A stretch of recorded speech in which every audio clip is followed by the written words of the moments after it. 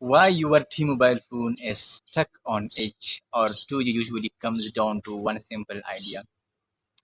Your phone is failing back to the weakest available network because it cannot reliably hold a stronger signal.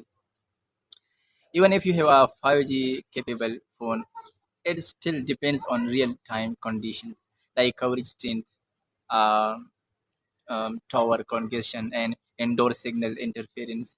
When 4G or 5G signals are too weak or unstable, the device automatically drops to older network like 2G edge just to keep basic connectivity alive. The one common reason this happens is poor signal in your location. Buildings with thick walls, basements, elevators, or remote areas can block higher frequency signals more easily, forcing the phone to really or legacy network that levels further but are much slower. Another factor is network selection issues. Sometimes the phone gets stuck on a weak tower connection and does not immediately switch to a stronger nearby one. This can make it feel like you are locked or edge, even when better coverage exists nearby.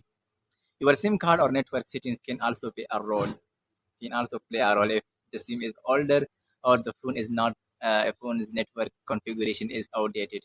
It may not properly prioritize LTE or 5G bands, leading to repeated fallback to slower networks. In some cases, the phone's preferred network mode is set incorrectly.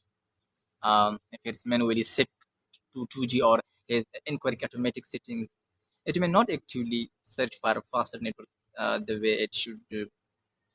A simple start often helps because it forces the phone to register with nearby cell towers and re-evaluate available network options.